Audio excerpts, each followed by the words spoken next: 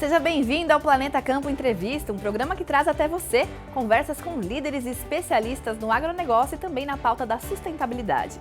Hoje, na Semana do Dia Internacional da Mulher, vamos conversar com uma empresária do meio rural que começou atuando no negócio da família e que foi capaz de conciliar duas coisas importantes: a valorização do legado construído pelos que vieram antes dela com a inovação para o sucesso dos negócios do futuro. Com foco no propósito de promover a sustentabilidade na pecuária, principalmente a partir do bem-estar animal, ela vem liderando negócios que unem resultados financeiros à promoção de impactos positivos para o mundo. Nossa entrevistada de hoje é Mariana Beckhauser.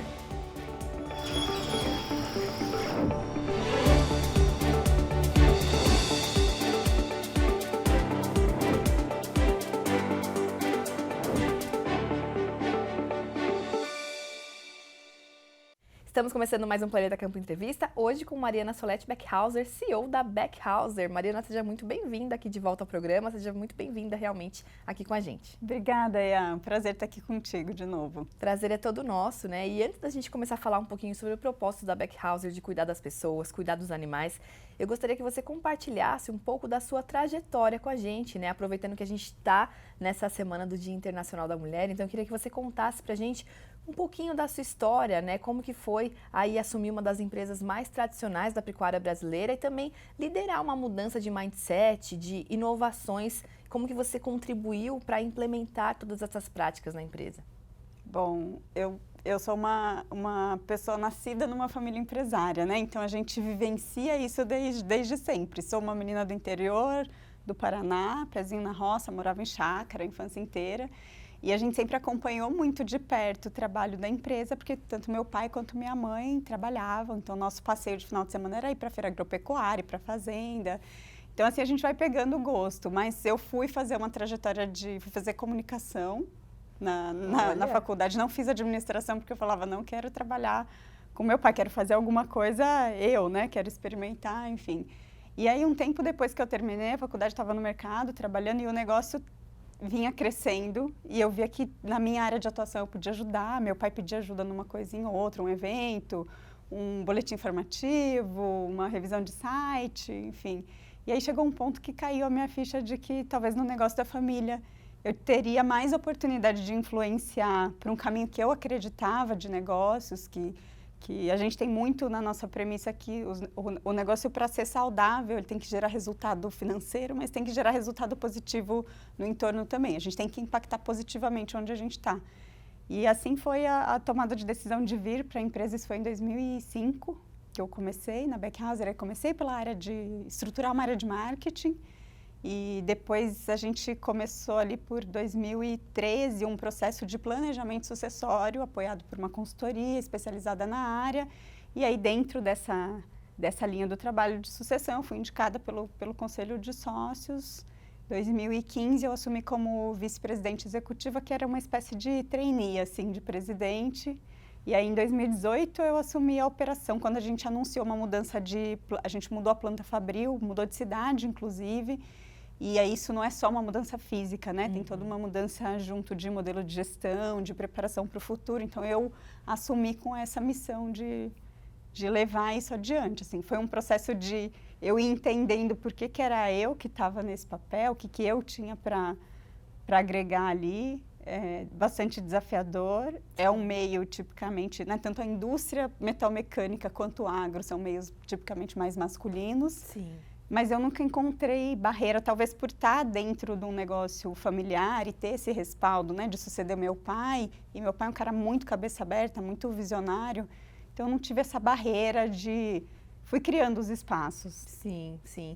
Inclusive, eu achei super interessante uma coisa que você falou relacionada aí à sucessão, né? Porque muitas vezes essa é uma dificuldade, né? Quando você querer deixar o seu legado também, mas também honrar o que já veio. Eu acho que você conseguiu fazer isso muito bem, né, Mariana? Essencial. Eu acho que uma das maiores dificuldades é a gente se colocar no lugar e, assim, para suceder um negócio de que empresa familiar, se a gente tem que trazer o novo, mas a gente tem que preservar a essência, tem que cuidar dos valores, das nossas raízes, senão a gente mata o negócio. Tem muita empresa familiar que morre na transição, né, de gerações.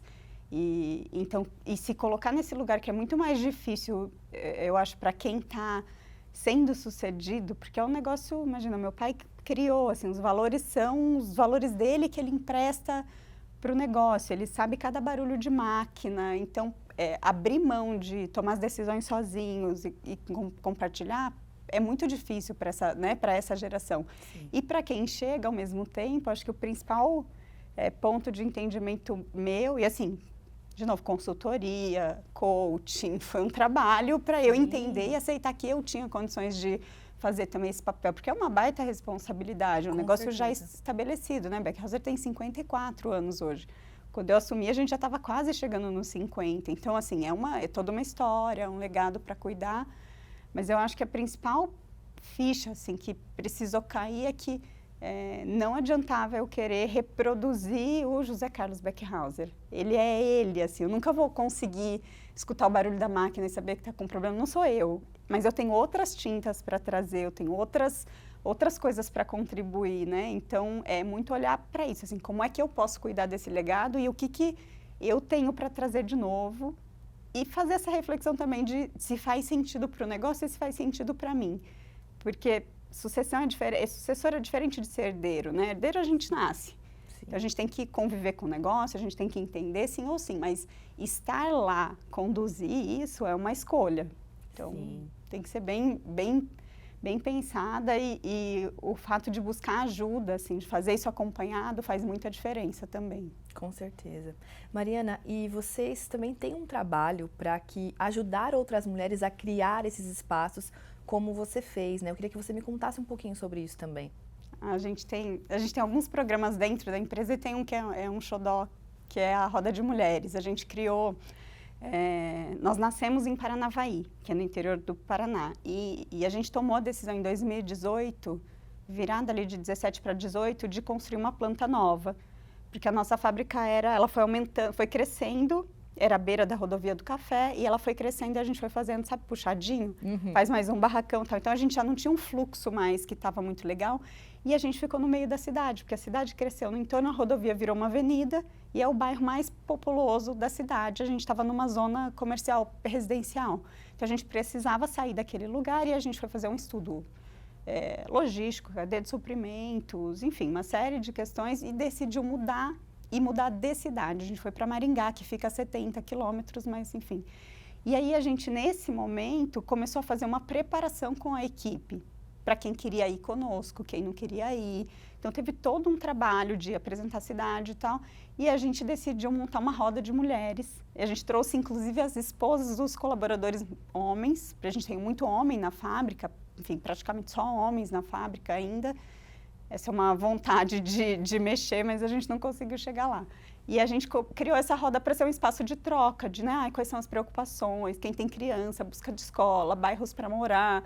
E a roda começou por isso e depois acabou virando uma roda da equipe interna. Eventualmente a gente faz alguma coisa com as esposas junto, mas mais da nossa equipe feminina mesmo, que é um espaço que a gente periodicamente se encontra para falar de temas ligados a esse universo da mulher relacionado com negócios. A gente já falou de vários temas, assim, desde violência doméstica, né, de violência contra a mulher, até a questão da ocupação desse espaço de trabalho, o que é essa história da mulher, de consorciar, enfim, vida, carreira. No período da pandemia foi super importante a roda, também como um espaço de acolhimento, porque tinha muitas mulheres que estavam em casa com crianças pequenas, tendo que consorciar trabalho, e, enfim. Então, a roda é um espaço de fortalecimento do grupo, e a gente tem procurado, eu não tenho métricas de diversidade e inclusão, mas a gente tem procurado trazer. Então, hoje eu já tenho, além de mim, eu tenho mais 2 mulheres no nosso comitê de gestão, liderança, que antes eram só homens comigo, outros mais uma mulher, agora a gente já tem mais 2, então é uma caminhada. Com certeza, com certeza. E é interessante a gente ver também que a vontade das mulheres precisa ser respeitada, né, incentivada nesse processo, porque também não dá para ser uma coisa muito obrigatória, né, obviamente. Eu acho que vocês ali incentivando esses espaços, criando esses espaços, acho que as mulheres que têm essa vontade conseguem chegar nesse lugar também, né, Mariana? Acho que parte um pouco daí também. Sim. Eu vejo muito, como eu falei, eu não enfrentei tanta barreira, mas eu acho que também, assim, é lógico que tem uma questão de meio, e eu sei que tem muitas mulheres que enfrentam muitas dificuldades por serem mulheres nos espaços que estão, mas também tem um tanto de como a gente se coloca. Sim. Então, dentro da empresa, dentro da equipe, a gente trabalha isso muito de, assim, olha, eu não tenho distinção, vai muito pelas habilidades, pela formação, pela bagagem de cada um que pode contribuir naquele espaço. Então, a gente tem ainda um ponto de dificuldade com a fábrica, porque a fábrica é um serviço que tem coisas que são mais pesadas, assim, é um trabalho mais físico. Né? Então, a gente está, inclusive, estou com um projeto rodando agora com o Senai para a gente trabalhar melhoria de ergonomia com apoios de movimentação para reduzir carga. E a intenção é a gente conseguir trazer mulheres para a linha de produção também. A gente andou visitando, fazendo um benchmark, visitando outras fábricas que já fizeram movimentos parecidos e que deu um resultado super bom, principalmente para trabalhos mais detalhados, coisas mais finas, controle de qualidade, enfim. Na área de qualidade a gente tem mulheres na fábrica já, mas na área produtiva ainda não. Mas é isso, assim, os espaços eu acho que a gente que está na gestão tem o papel de criar, mas cada uma de nós e cada um de nós, mulheres ou homens, tem, assim, quem ocupa o espaço é a gente. Eu aprendi isso, assim, ninguém vai te abrir todos os caminhos, depende muito de como você se coloca. Sim. Então, é muito sobre isso que a gente conversa e incentiva a equipe também. Sim, e com certeza nessa questão eu percebo que vocês estão preocupados com o bem-estar aí, então, das mulheres e também das pessoas, da comunidade como um todo, né? Você contou agora há pouco que quando vocês foram mudar de cidade, houve essa preocupação, né, com as pessoas, com estabelecer as pessoas que trabalhavam ali nas fábricas, nas dependências de vocês, de ter uma vida bacana nessa mudança, de ser uma transição suave. E esse bem-estar vocês também, eu acredito que também colocam ali na questão do bem-estar animal. E aí eu queria passar um pouquinho para esse tema, né, desse investimento de vocês em inovações para melhorar o manejo na pecuária. De onde vem essa preocupação do bem-estar animal? Vem daí dessa preocupação também das comunidades, das pessoas e acaba permeando por todos os lugares da organização? Acho que as duas coisas andam um pouco juntas, né? Como eu disse, empresa familiar, os sócios pioneiros que criaram o negócio emprestam os seus valores. Então, a gente vê isso muito, muito dentro do negócio. Um dos nossos valores é bem-estar e cuidado. E aí é para tudo. Seria incoerente eu falar de bem-estar animal se eu não olhar para o bem-estar das pessoas, seja no campo, seja dentro da fábrica, seja da comunidade onde a gente está inserido. Mas a bandeira do bem-estar animal, a gente começa eu nem estava na operação nessa época, né? Eu tinha aí um pouquinho mais de 10 anos, na década de 90 ainda. Olha, bem pioneiros, né? Foi muito, assim. Meu pai conheceu o Renato dos Santos, que é um veterinário, já falecido, infelizmente, que era um cara, assim, muito de campo, tinha muita experiência de campo. O termo bem-estar animal, para eles, não era conhecido, mas o Renato começou a trazer esse olhar de... Cara, isso aqui pode machucar o animal, olhando para o equipamento. E aí meu pai falou, pera lá, machuca animal, não faço mais. Então vamos lá conversar com o meu time. E aí a empresa se colocou num lugar de pioneirismo, de inovação nos produtos, a partir desse olhar de entender que o boi é nosso cliente. É o usuário, é quem veste o equipamento, né? Ele que está lá dentro.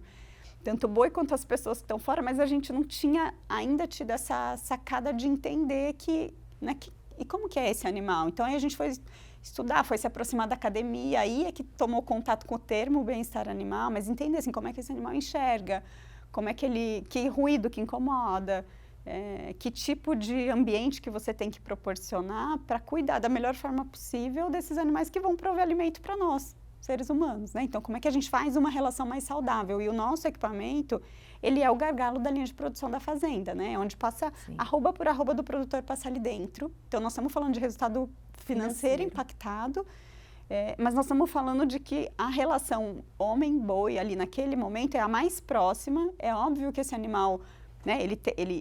Historicamente, ele é um animal de caça. Então, a tendência dele é ter medo. Então, como é que a gente condiciona com um bom manejo para que esse animal seja aquele animal que você pode coçar. E não precisa ser um animal de argola para isso. Né? Um animal que aceita que você entra no campo e não sai o rebanho disparada. Isso tudo é treinamento das pessoas e do gado. E a gente passou, então, a olhar para isso no desenvolvimento dos produtos e foi trazendo coisas como movimento paralelo. Então, eu tenho, por exemplo, portões em 2 folhas, igual porta de elevador. Parece simples, né? Tá aí. Mas ninguém tinha pensado em botar isso no equipamento de contenção e como isso podia ajudar no manejo. Porque esse animal, se ele vê a pessoa aqui, a tendência dele é tentar entrar por aqui. Se eu tenho um portão que corre, é mais difícil de eu fechar. Às vezes, ele vai botar a cabeça, um segundo animal junto. Então, quando eu fecho em 2 folhas, eu facilito que esse animal, o segundo, não entre. Então, eu reduzo acidentes no manejo. São coisas muito simples, né? A gente trouxe piso emborrachado, trava hidráulica, que facilita a movimentação para a pessoa, que não é pesado para movimentar, mas que também dá uma contenção mais precisa, que não machuca o animal. Então, são vários detalhes que vieram surgindo no equipamento e que hoje a gente vê, assim, com bastante orgulho, que a gente foi ajudando a pautar uma mudança no segmento. Hoje tem coisas que já é quase impensável ter um produto sem. Né? Ainda tem catraca dentada no mercado, mas é muito pouco. A maioria das fábricas já usa trava hidráulica, né? Depois a gente vem para a era de automação. É uma evolução que não para. Com certeza, muito bacana saber, né, entender como que vocês pensaram em todas essas inovações, em todos esses detalhes que no fim realmente fazem a diferença. Mariana, eu vou te pedir uma licença para a gente fazer um rápido intervalo, mas daqui a pouquinho nós voltamos com esse bate-papo aqui com Mariana Beckhauser.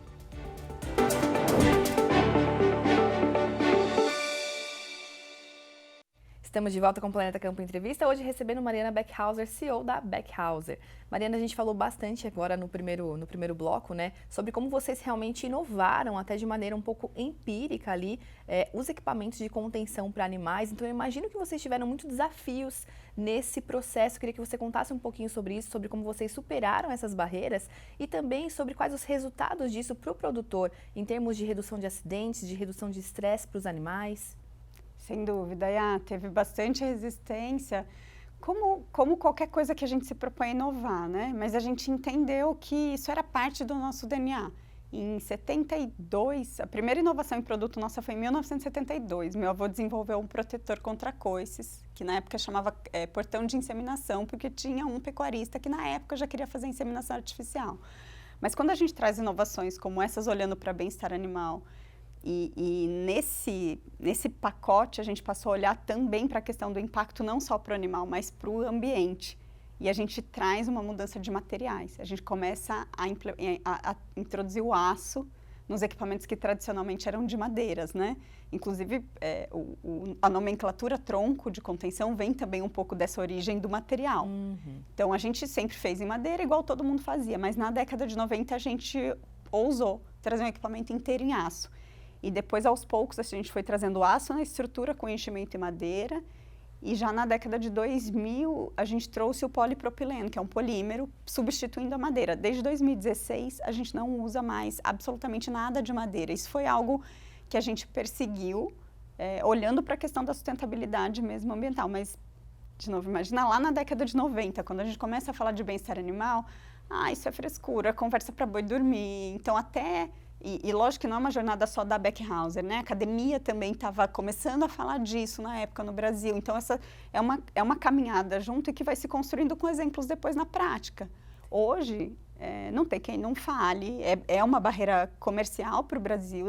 A indústria frigorífica segue normativas de boas práticas. Isso, inclusive, nos levou para dentro da indústria. A gente foi convidado a desenvolver equipamentos de contenção para permitir a insensibilização correta do animal. Então, traz muito benefício, né? Você perguntou disso, traz muito benefício financeiro direto para o produtor. Assim, talvez o mais explícito é a questão do ganho no rendimento, porque cada contusão que um acidente ou um manejo ruim causa no curral, é algo que o frigorífico vai ter que limpar e vai diminuir a rentabilidade tanto do produtor quanto da indústria, porque o custo para o frigorífico processar um animal bem ou mal manejado com mais ou menos contusões, o custo base é o mesmo. Então, como é que a gente melhora juntos o olhar de cadeia? Então, assim, é ganho financeiro direto, mas isso a gente teve que ir provando ao longo do caminho e a gente entendeu que não adiantava só fazer o equipamento, a gente precisava trabalhar na comunicação. Então, a gente começou a fazer palestras, a gente começou a fazer treinamentos de campo, a gente criou os manuais que os equipamentos até então não tinham. né? E a gente continua fazendo, porque, como eu te falei, a inovação, ela é constante. Então, depois a gente traz o conceito de automação, de novo, tem um estranhamento, né? Ah, mas esse negócio automatizado, vai dar problema à energia em fazenda, não é tão simples assim. Então, sempre tem suas resistências e tem coisas que são muito do momento também. A gente está imerso num momento. Às vezes é difícil enxergar algo que é uma tendência. E a gente, como indústria, tem esse papel de olhar para frente, às vezes, para além do que o cliente consegue nos pedir naquele momento, mas enxergando que isso vai trazer um benefício. Então, se lá na década de 90, bem-estar animal não contava ponto, de fato, hoje muitos produtores olham para isso, comparam e veem que estão ganhando mais dinheiro fazendo dessa forma. E independente da rentabilidade, a gente está falando de um movimento do mercado consumidor trazendo uma exigência para nós. Por isso que bate primeiro na indústria. Sim. E da indústria vem para o campo. Então, assim, a gente continua nessa jornada, a gente, inclusive, né, falando de inovação, às vezes a inovação está no produto e não necessariamente só no produto. A gente trouxe recente, inclusive, uma mudança de nomenclatura dos equipamentos. Né? Como eu falei, a origem do nome que a gente usa, o tronco de contenção, ele vem dessa origem do material, da madeira, e de um tronco que era um palanque que se amarrava os animais para fazer os manejos. Né? Ou era o laço, ou era o tronco para amarrar e derrubar. Era a ferramenta que tinha. Sim. Né? Mas a gente evoluiu muito. Então, para nós, isso também não faz sentido eu usar o mesmo nome para me referir a coisas tão diferentes. O que a gente faz hoje são máquinas. Deu um trabalhão para a gente explicar para o BNDES que um negócio chamado tronco é uma máquina. Então, a gente começou a prestar atenção. Isso, nossa, como para nós é tão óbvio, né, para a gente que está no setor, mas a gente está falando com o universo aí fora. Então, como é que a gente pode ressignificar isso? E aí a gente passa a usar o termo equipamento de contenção e a gente criou uma marca, inclusive, para diferenciar os nossos equipamentos, honrando esse pioneirismo, essa história toda de desenvolvimento. Né? Então, a gente passa a chamar os nossos equipamentos de back-safe, que é o back de backhauser mesmo. E o safe é um termo em inglês, que a gente sabe que, mas não é tão óbvio, nem todo mundo entende, mas a gente está falando justamente de globalizar. A gente está num momento de internacionalização da empresa, de falar que a nossa pecuária precisa conversar com o mundo, a gente precisa mostrar o que a gente faz de bom para fora, porque a gente tem uma referência de pecuária sustentável muito boa aqui, que precisa ser contada, precisa ser levada para fora. Com certeza, e que esse exemplo seja compartilhado, né? Que a gente tem muitas coisas boas que a gente faz, que a gente pode compartilhar com o mundo. E uma coisa interessante que você falou também é com relação ao propósito do negócio também, né? Porque sempre que a gente vê os negócios mais bem-sucedidos do mundo, eles, na verdade, eles têm um propósito, eles estão preocupados em oferecer algo que vai realmente atender uma necessidade, né, das pessoas, e nesse caso das pessoas e, né, dos clientes, como você falou, né, de quem usa ali o equipamento dos animais. Bom, Mariana, além de vocês desenvolverem esses equipamentos para promover o bem-estar, eu vi que vocês têm muitas ações também aí de sustentabilidade na empresa como um todo, né? Tem reutilização de água da chuva, uso de energia solar, reciclagem, produção de mudas para reflorestamento, enfim, são diversas as ações de vocês nesse sentido. Então eu queria perguntar qual o impacto dessas iniciativas e como que funciona a governança para que tudo isso aconteça. Realmente começa tudo pela governança, que a base da governança é como que a gente, como o negócio se coloca no mundo e como que a gente se relaciona com todos os públicos do negócio, desde o colaborador até a comunidade do entorno, até o nosso cliente, né? Seja o cliente pessoas, comprador, seja o cliente usuário, o vaqueiro que está lá na fazenda, seja o boi, que também é nosso cliente, o meio ambiente. Então, a gente já traz isso no DNA, isso já vem, essa preocupação com o cuidado do todo vem, e a gente, aos poucos, vem dando mais forma, né? Agora, recente, tem a palavrinha mais da moda aí, que é ESG, que para mim, assim, só empacota algo que, no caso da Beckhauser, já estava intrínseco no olhar do negócio, mas eu tenho procurado fortalecer muito na minha gestão. Então, quando a gente vai falar de um projeto de uma planta fabril nova, poxa, eu estou falando de levar uma matéria-prima mais sustentável para o campo, eu estou falando de agropecuária regenerativa, estou falando de fazer uma pecuária que contribua para a preservação do ambiente, como é que a gente consorcia essas coisas.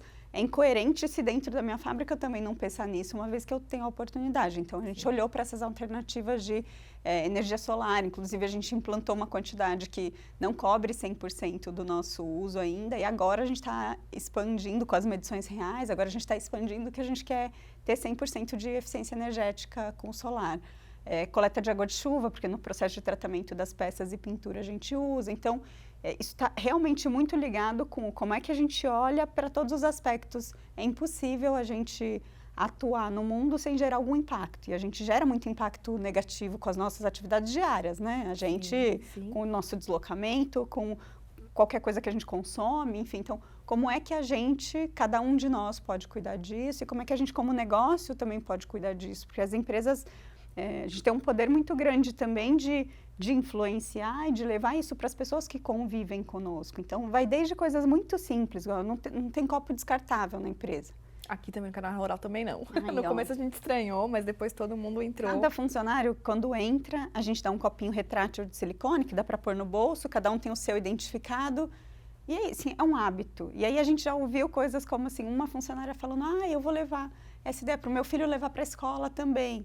Então, assim, é de pouco que a gente faz diferença. Separação de resíduos sólidos, né? Falar de reciclagem, porque são hábitos que a gente cria e que a gente pode ajudar a propagar para uma comunidade maior também. Então, é realmente, quando eu falo, né, esse olhar para todos os públicos e como que a gente pode impactar. Dei exemplos mais da questão ambiental, a gente já tinha falado um pouco do olhar social, pessoas. Quando a gente fala, né, do cuidado tanto nos equipamentos para as pessoas que vão manejar, mas falar de bem-estar das pessoas, quanto uma série de outros aspectos sociais que a gente olha. A gente fez convênio com universidades, eu tenho trabalho com estágios de psicologia dentro da equipe, trabalhando com o time. Ontem nós estamos em migração de sistema agora, então um momento super tenso.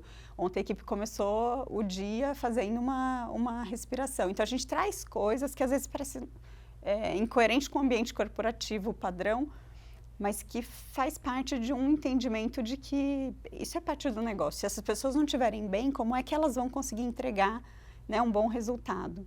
Então, é a mesma lógica do que a gente olha para o bem-estar animal. Eu tenho que criar um ambiente que permita esse animal estar bem, se sentir bem. E assim, ele também vai produzir melhor.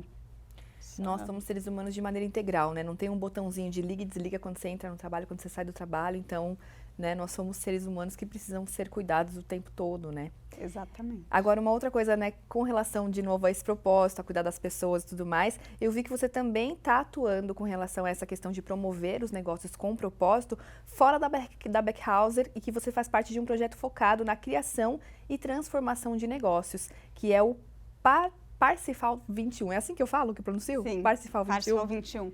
Parsifal é um personagem da época do Rei Arthur, um personagem, uma lenda, né, de um cavaleiro medieval que vai buscar o Graal. Então, é uma analogia com os empresários como cavaleiros do século XXI, que precisam procurar esse melhor para o mundo. Então, como é que a gente pivota esse olhar do negócio e não é dizendo... o negócio tem que dar lucro, essa é a primeira coisa. Se a gente não gera lucro, né, se não tiver um bom resultado financeiro, a gente não gera nada de transformação positiva. Sim. Mas não dá para dissociar o lucro do que a gente está gerando, que não é o lucro a qualquer custo. Então, como é que a gente cuida das pessoas que estão dentro? Como é que a gente cuida dos animais? Como é que a gente cuida do planeta? Como é que a gente contribui com a sociedade? Então, isso vai desde participação voluntária em projetos, como participo de conselhos de desenvolvimento municipal, Conselho de Ciência e Tecnologia, Conselho Paranaense de Cidadania Empresarial, são dedicações de tempo. E o Parsifal é uma iniciativa que começou, quando eu cheguei, era uma rede, começou com consultores e empresários olhando para essa questão do impacto, e a gente se reunia para falar disso, espaços de diálogo, enfim, de jornadas, de visitar empresas que já estavam fazendo. E aí acabou se transformando numa organização mesmo que se coloca à disposição dos negócios para ajudar nesse caminho. Então, a Beckhauser, ao mesmo tempo, é uma cliente do Parsifal e eu acabei virando uma associada para ajudar a levar isso para outros negócios. Então, por exemplo, eu agora estou fazendo um trabalho de mentoria com uma pequena empresa de produção de orgânicos do interior do Paraná, que trabalha na região da Mata Atlântica. Então, como que a gente pode usar a nossa experiência para contribuir para outros negócios terem esse olhar também? Muito bom. Mariana, obrigada pela sua participação. Foi realmente um bate-papo muito legal. Aprendi muito com você hoje e acredito que todo mundo que está assistindo a gente também. Obrigada. Obrigada, eu que agradeço. Muito boa conversa e sempre à disposição. Prazer falar contigo. O prazer é todo nosso e a gente vai ficando por aqui então com o Planeta Campo Entrevista de hoje. Muito obrigada pela sua companhia. A gente se vê diariamente no Canal Rural de segunda a sexta-feira ao meio-dia. Até lá. Tchau, tchau.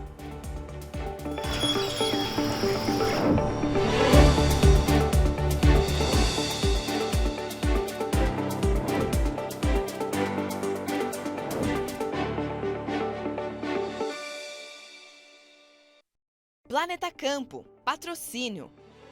JBS, há 70 anos alimentando o que alimenta o mundo. UPL, reimaginando a sustentabilidade. Apoio, SLC Agrícola, produzindo com eficiência e sustentabilidade. Infinity, gestão de resíduos.